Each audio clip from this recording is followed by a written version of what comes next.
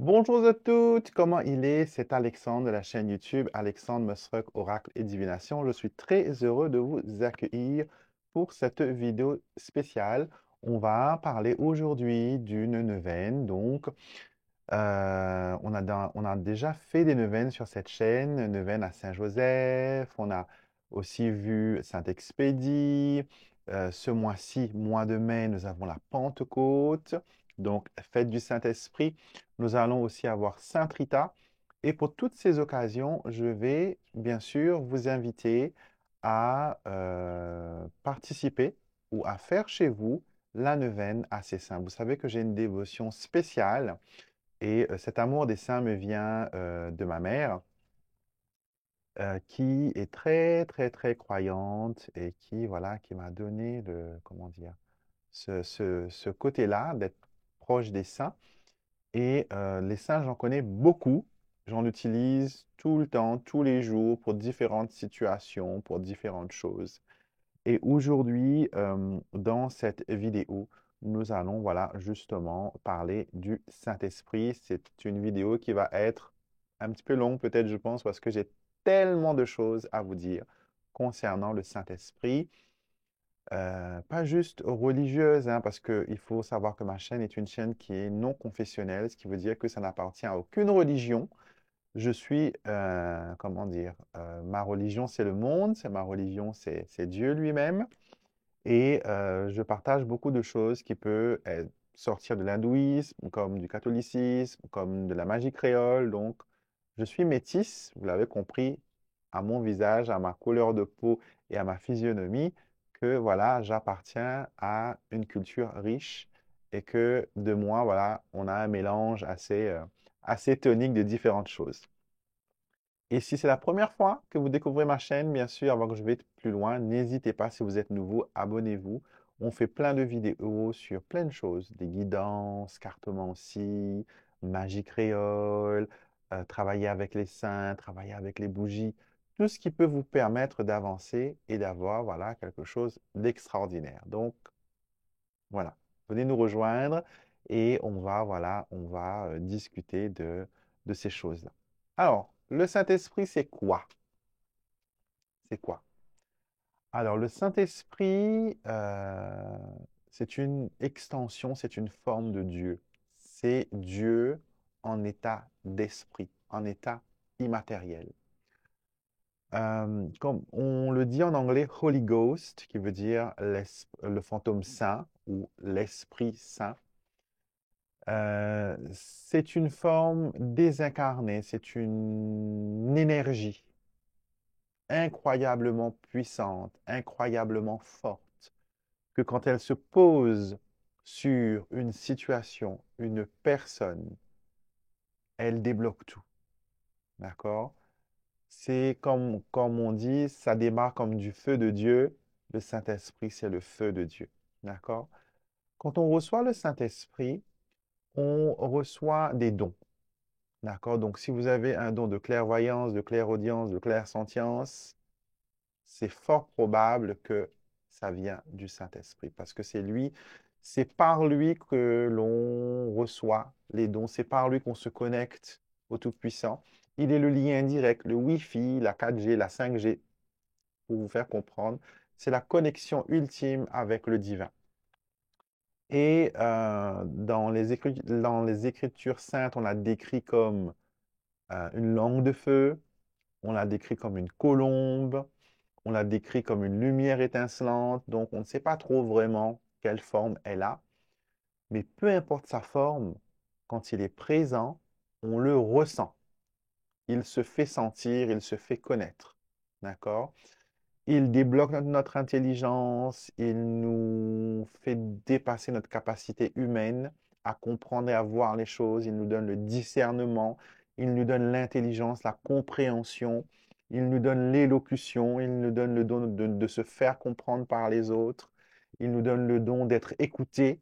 Donc, mes amis, si vous devez aller à un examen, si vous devez passer un concours, si vous devez prendre la parole, demandez toujours la présence, pardon, du Saint-Esprit à vos côtés et il va vous apporter la lumière. Le Saint-Esprit accorde aussi les dons de guérison. Il permet aussi de chasser le mal, le négatif, tous les liens, voilà, avec la magie noire, la sorcellerie. Donc, c'est vraiment, si vous êtes pratiquant, si vous croyez en Dieu, on va dire entre guillemets, vous avez besoin du Saint-Esprit pour, voilà, parce que Dieu travaille à travers le Saint-Esprit. Tout ce que vous ressentez, vous recevez, c'est par lui que ça vient vers vous. Vos intuitions, vos connexions, l'intuition elle-même, moi j'ai l'impression que, voilà, c'est lui qui travaille et c'est lui qui donne le lien. Et où il y a les ténèbres, où il y a la noirceur, où il y a la méchanceté, quand vous invoquez le Saint-Esprit, tout cela est dissipé, tout cela est dissous. Le négatif ne peut pas résister à la présence de Dieu, qui est la présence du Saint-Esprit. Donc, vous pouvez faire plein de choses avec le Saint-Esprit, lui demander pas juste l'intelligence, pas juste la clairvoyance, vous pouvez lui demander ses lumières, la compréhension, vous pouvez l'envoyer dans le cœur d'une personne pour que cette personne-là puisse, voilà, retourner à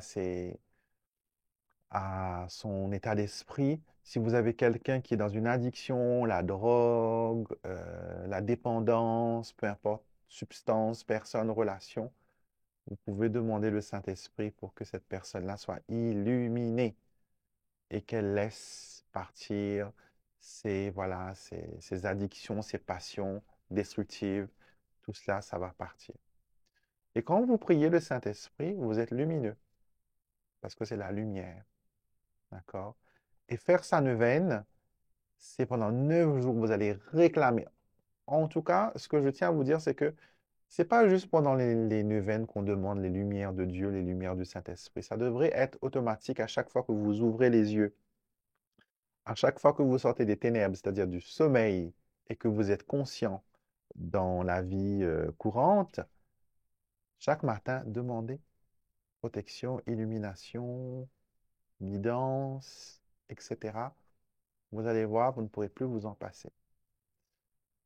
Peu importe la décision que vous devez prendre dans votre vie, si vous passez par le Saint-Esprit, il va booster et vous faire voir la vérité. D'accord? Donc, la neuvaine commence euh, la neuvaine va commencer le 13. Ce sera le 13 au... si je ne dis pas de bêtises. Attendez, je check. Je préfère vérifier à 2 fois avant de vous dire des bêtises. Parce qu'après, on va me dire, oui, Alexandre, tu as mal compté. Alors, 1, 2, 3, 4, 5, 6, 7, 8, 9. Donc, ça va commencer le 11 et non le 13, comme je l'ai dit. Ça va commencer le 11. C'est pour ça que je poste la vidéo un peu tôt. Comme ça, vous avez le temps de vous préparer. Donc, ça va commencer du 11 au 19. D'accord? Si vous voulez que ça se termine le jour de la Pentecôte, qui est le dimanche 19, il nous faudra commencer le 11. 1, 2, 3, 4, 5, 6, 7, 8, 9. D'accord? Maintenant, si vous voulez que ça arrive à la veillée, donc le samedi, moi j'aime bien des fois quand ça arrive, voilà, comme ça. Il vous faudra commencer un jour avant, donc le 10. D'accord? Donc, soit vous commencez le 10 ou le 11, ça va dépendre de vous. Et vous allez faire ça pendant 9 jours. Je vous donnerai la prière que j'ai composée pour cette neuvaine. D'accord? Et qu'est-ce que je voulais vous dire aussi? Encore une fois, c'est possible que quand vous faites une neuvaine, que avant les 9 jours de la neuvaine, vous avez déjà la grâce que vous avez demandée. Il faut surtout continuer à réciter votre neuvaine jusqu'à la fin. Ce n'est pas parce que vous avez eu ce que vous avez demandé qu'il faut arrêter. Non, il faut compléter ce cycle de prière et rendre grâce à la fin. Il faut toujours, quand vous obtenez une grâce, de faire une action de grâce, de faire un remerciement, que ce soit en termes de prière, que ce soit en termes d'action. Donc, vous allumez une autre bougie pour remercier, vous offrez des fleurs, vous faites une bonne action à autrui. Soyez créatifs. Faites ce qui vous parle. Il n'y a pas de bonne façon de rendre un remerciement. Il faut juste, comme on le dit en anglais, pay forward, de rendre grâce et de rendre ça pour la prochaine personne. OK? Donc, pour la neuvaine, comme d'habitude, il n'y a pas besoin de grand-chose, hein. Vous avez besoin de votre verre d'eau, d'accord? Vous avez besoin, s'il vous plaît, messieurs, mesdames, d'un bougeoir, d'accord? Évitez les soucoupes et les plats, parce que des fois, ça peut casser, d'accord? Les bougeoirs, le cuivre, le métal, voilà. Si vous ne savez pas en trouver, faites les brocantes. Moi, j'ai trouvé ça dans une brocante. Je ne sais plus, en France, bien sûr, mais je sais, je me rappelle plus du quartier. C'était à Paris, certes, mais je ne me souviens plus. Mais voilà, j'ai acheté deux bougeoirs de cette brocante parce que j'utilise beaucoup. Donc, un bougeoir, si vous achetez à l'extérieur, d'accord, vous allez le purifier. Quand vous le ramenez chez vous, l'eau du liquide vaisselle, une éponge, un peu de vinaigre blanc, on lave physiquement, on va dire. S'il y a de la bougie, de la cire, on met de l'eau chaude pour faire enlever. On nettoie physiquement, on laisse sécher. Après, on brûle de l'encens de la sauge, du Palo Santo, peu importe la fumigation que vous utilisez. Et vous passez dessus et vous demandez à ce que tous les liens des anciens propriétaires qui sont négatifs soient coupés et que cet instrument maintenant devienne votre outil pour votre maison, pour vos rituels, etc. OK? Notre indémodable bougie blanche, d'accord, on peut aussi faire avec une bougie chauffe-plat. J'ai oublié de vous en prendre une. Je serai obligé d'aller en chercher. Voilà, bougie chauffe-plat. D'accord? Il vous faudra quelque chose pour graver la bougie. Donc moi, j'utilise mon aiguille, mais vous pouvez prendre un stylo, un crayon, papier comme ça, pointu. Tout ça, ça fonctionne du moment que vous pouvez écrire dans la bougie. De l'huile d'olive, que j'ai mis dans une petite bouteille, mais c'est de l'huile d'olive normale que vous utilisez en cuisine. D'accord. Euh, des allumettes ou un briquet, vous choisissez des allumettes. Et quelque chose pour éteindre votre bougie, sinon vos doigts pour éteindre s'il y a besoin. OK? Donc, on va commencer par la préparation de la bougie, d'accord, qui est plus ou moins importante. Donc, on va prendre notre bougie blanche et on va écrire notre intention. D'accord? Si notre intention est d'attirer quelque chose vers nous, il y a une façon de mettre l'huile et si on veut évacuer, bannir, faire partir, il y a une autre façon. Tout cela, je l'explique dans ma formation en ligne, Travailler avec la lumière, les rituels des bougies. Je vous mets le lien en barre de description de cette vidéo si jamais vous voulez. Voilà. Et c'est pour tous les niveaux, pardon. Et vous pouvez, voilà, faire vos propres changements, vos propres rituels. Alors, cette bougie-là, je vais demander la protection du Saint-Esprit pour ma famille. Donc, je vais écrire protection. J'aime écrire en majuscule parce que c'est plus facile de protection, ok, familiale.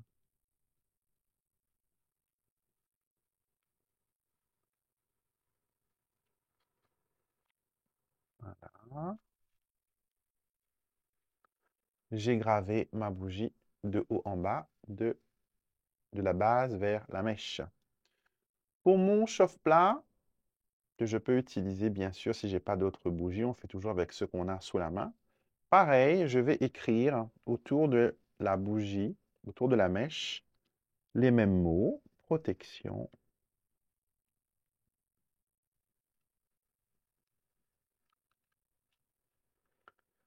familiale. Ok, on a ce qu'il faut. Je mets ça là-bas. On va prendre une noisette d'huile. Il n'y a pas besoin de mettre beaucoup, s'il vous plaît. Ne mettez pas une tonne.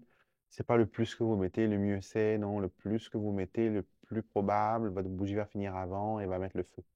Parce qu'il y a une réaction. Donc, voyez, il n'y a pas beaucoup là. Voyez? Et en plus, vous allez la frotter dans vos mains pour l'activer. Et vous allez, là, on va attirer la protection. On va prendre de la mèche vers la base. On va attirer vers soi cette énergie. Et si par exemple votre intuition est de faire partir la négativité, vous allez écrire bannissement, nettoyage, déblocage, etc. Et vous allez faire le contraire de la base vers la mèche. Et pour le chauffe-plat, j'en ai encore sur ma main d'huile. Si vous utilisez une bonne huile d'olive, il y en aura. Vous allez faire un mouvement circulaire dans le sens de l'aiguille d'une montre. Je ne sais pas si des fois dans la vidéo, il y a le mode comment, image inversée. Peut-être que c'est inversé pour vous, mais je précise que là, pour attirer, je fais horaire, donc dans le sens de l'aiguille d'une montre, pour attirer.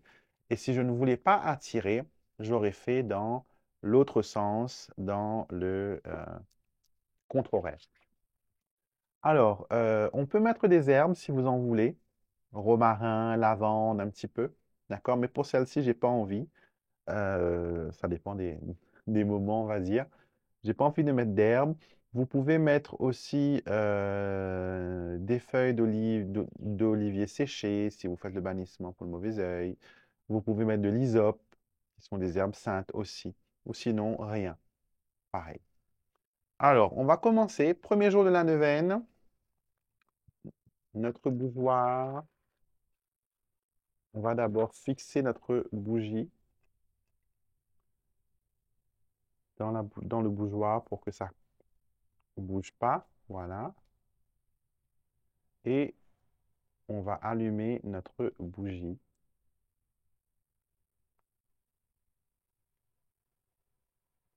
D'accord? Nos bougies sont allumées. Nous avons notre verre d'eau juste à côté et nous allons réciter notre prière. D'accord? Réciter notre prière au Saint-Esprit. Quand on a fini de faire sa prière, on prend un petit moment pour dire ses intentions encore une fois, demander à ce que soit on obtient ça ou quelque chose de mieux, toujours ajouter à la fin. Et on prend quelque temps pour méditer. Et pendant la méditation, vous allez écouter ce qui vous vient à l'esprit. Peut-être qu'il y aura une solution, peut-être qu'il y aura une réponse, peut-être qu'il y aura quelque chose qui va en revenir. Peu importe, vous prenez et vous étudiez et vous analysez. D'accord? Quand vous avez terminé votre prière le premier jour, on éteint nos bougies, tout simplement. OK? On laisse comme ça. On va faire ce qu'on a à faire. D'accord? Le lendemain, deuxième jour, vous jetez le verre d'eau dans l'évier, hein.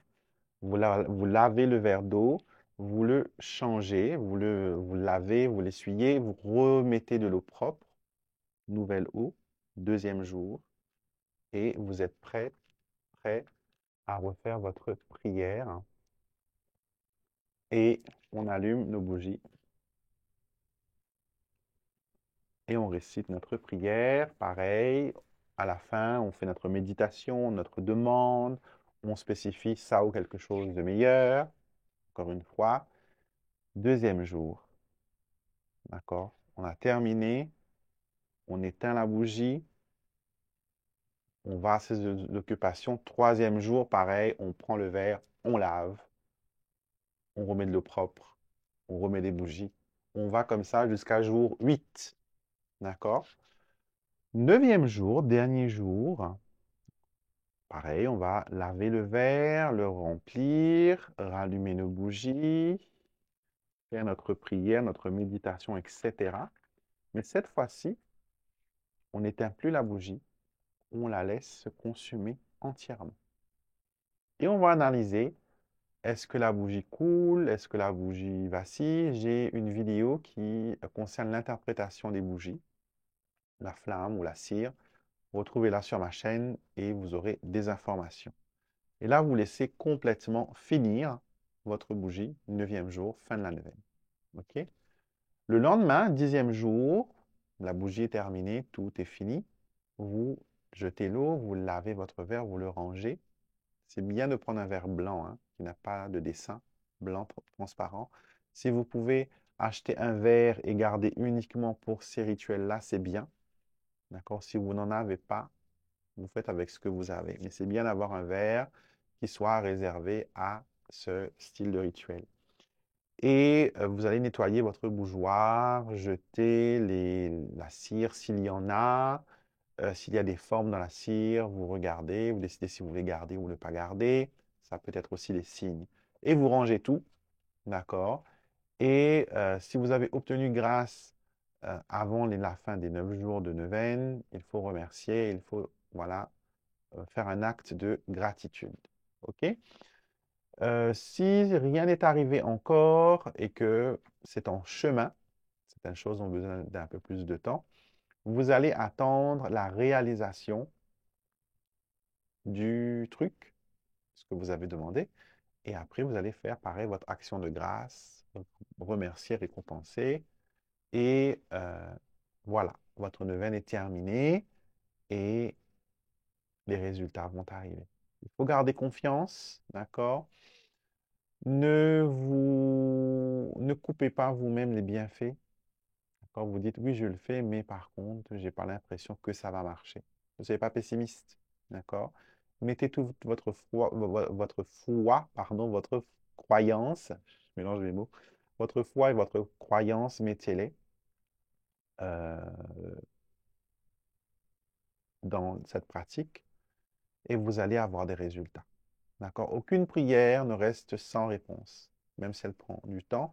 Les neuvaines, c'est une façon de construire une énergie. Vous voyez? Vous mettez une base, chaque jour, vous rajoutez un étage, un étage, un étage, jusqu'à ce que ça devienne assez conséquent pour que l'égrégore puisse voilà, se répandre et que vous puissiez obtenir ce que vous avez demandé. D'accord? Donc voilà ce que j'avais à vous dire concernant le Saint-Esprit et les neuvaines. Je pense que je vous ai dit le plus gros. Il y a sûrement des choses que j'ai peut-être omis, parce qu'il y a tellement de choses à dire, mais à vous d'être créatif. D'accord? Pensez juste que le Saint-Esprit, c'est Dieu en esprit. C'est le souffle divin, la lumière divine. Que pouvez-vous en faire? Où est-ce que vous pouvez les mettre? Est-ce que vous pouvez l'envoyer dans un endroit sombre? Est-ce que vous pouvez l'utiliser pour éclairer votre propre vie? Est-ce que vous pouvez l'envoyer à quelqu'un pour qu'il ait le discernement, la clarté pour prendre une décision? Est-ce que vous devez éclairer le cœur de quelqu'un qui vous en veut, qui ne vous pardonne pas, avec qui vous voulez vous réconcilier? Donc, il y a plein de choses inventives que vous pouvez faire avec le Saint-Esprit. Il faut le tester. Il faut le tester. Mais sachez que on ne commande pas à cette énergie-là. D'accord? On demande son aide, on demande sa collaboration, mais on n'est pas en train de conjurer une force ou une énergie parce qu'elle est trop massive. Euh, si, comment dire, il devait vous frapper, entre guillemets, vous ne pourriez pas le supporter. Notre corps humain n'est pas fait pour supporter longuement euh, sa manifestation, sa présence. D'accord? Il le fait d'une façon douce, mais voilà, respectez-le. Comme je dis toujours, avec tout ce que vous travaillez, que ce soit une divinité, que ce soit Dieu lui-même avec qui vous priez, vous devez avoir un respect. D'accord? Le respect, c'est ce qui fait de nous des êtres humains et non des animaux. D'accord? Donc, montrez votre respect, montrez votre foi et votre dévotion, et je suis sûr que très vite, vos prières vont être exaucées. Pour les gens qui pensent que ceux qui tirent les cartes et ceux qui font la divination n'ont pas besoin du Saint-Esprit, vous vous trompez lourdement. Parce que c'est lui qui donne les dons de l'intuition, les dons de clairvoyance, les dons de songe. D'accord? Donc, si vous marchez avec lui, si vous travaillez avec lui, vous aurez des visions, vous aurez des choses qui vont vous inspirer, des choses qui vont vous parler. D'ailleurs, certaines personnes utilisent la bibliomancie en invoquant le Saint-Esprit et en utilisant l'Évangile ou une Bible et on ouvre, comment dire, une page. La bibliomancie est devenue très populaire depuis peu avec les livres oracles, mais le principe c'était avec des livres saints, on invoque le Saint-Esprit, on ouvre une page et d'après l'écriture que l'on a choisi, le verset ou le psaume, on le lit et on est guidé à l'interpréter d'après notre situation et il y a des conseils. Moi, j'avais une tante qui faisait de la bibliomancie et à chaque fois qu'il y avait quelqu'un dans la famille qui avait un problème, qui venait la voir, elle s'asseyait et elle faisait, voilà, leurs prières, elle faisait leurs demandes. C'était toujours, voilà, on prie, on demande, on ne reste pas là à attendre que... Dans ma famille, on n'a jamais été fataliste, ce qui veut dire que même si quelque chose de mauvais arrive, on ne reste pas coincé là-dessus, on va évoluer, on veut, voilà, euh, pas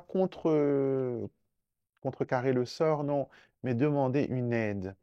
Et après la prière, on faisait bibliomancie, pardon. Et à travers les Écritures, voilà, on avait toujours un conseil, une prière. Je sais que, anecdote, par exemple, j'étais encore très jeune, très petit, je vous raconte ça vite fait avant de partir. Ma tante qui faisait la bibliomancie, je vais y arriver, avait une connaissance qui avait des problèmes avec son mari. Son mari était quelqu'un, voilà, un séducteur, on va dire. C'était un filou. Et elle en avait marre à chaque fois d'être la risée du quartier, à être pointée du doigt, à être, voilà. Vous savez comment ça se passe. Et surtout sur une île, on a quand même une certaine tradition et un certain point de vue. Et du coup, elles ont prié, elles ont allumé des bougies, elles ont prié, elles ont demandé de l'aide du Seigneur, entre guillemets. Et dans le... Ça m'a tellement touché que je me rappelle, quand elle a fait la bibliomancie, elle est tombée sur le passage des murs de Jéricho. Je vous raconte vite fait pour ceux qui ne connaissent peut-être pas. Alors, mur de Jéricho, c'était un mur qui protégeait la cité de Jéricho, qui était infranchissable. Et Dieu avait donné une certaine chose à faire pour faire tomber ce mur. D'accord? Et il devait, pendant un certain nombre de jours, aller prier et jouer de la trompette pour faire tomber ce mur. Faire tomber le mur avec une prière, c'est extraordinaire. Et du coup, la guidance qui était donnée, ma tante lui a dit, si tu veux faire tomber les murs et faire en sorte de te protéger et de faire en sorte pour que cette personne, ton mari, il change et il se remet, voilà, dans les bonnes grâces, prie le Saint-Esprit pendant, je crois que c'était 9 jours ou 21 jours, je ne me souviens plus, mais c'était dans la Sainte Écriture. Et cette femme, elle l'a fait. Elle l'a fait pendant le nombre de jours qu'on lui a dit. Et vous savez quoi? Après ce nombre de jours, je précise, hein, ce n'est pas la prière qui a fait que le mari ait un accident, hein, mais c'est une circonstance qui a contribué au changement. Au nombre exact de jours, le mari a fait un accident. Il n'a pas été blessé, mais il a frôlé la mort de très peu. D'accord? Cette expérience de mort imminente, on va dire entre guillemets, l'a fait réaliser l'importance de la vie, l'importance de sa famille, l'importance de sa femme. Parce que c'est sa femme qui a couru à l'hôpital pour voir s'il allait bien. Parce que bien sûr, après l'accident, on a voulu faire les examens, s'il n'a pas eu de trauma et tout ça. Et c'est sa femme qui est venue. Aucune de ses maîtresses ne sont venues le voir. Pourtant, elle savait ce qui s'était passé. Aucune personne, à part sa femme, est venue le voir. Et cela lui a fait réaliser que la personne qu'il aimait le plus, c'était sa femme et qu'il devait peut-être changer, mettre de l'eau dans son vin. Et grâce à Dieu, il a changé. Vous voyez comment des fois, quand on dit que les voies du Seigneur sont impénétrables ou mystérieuses, c'est le cas.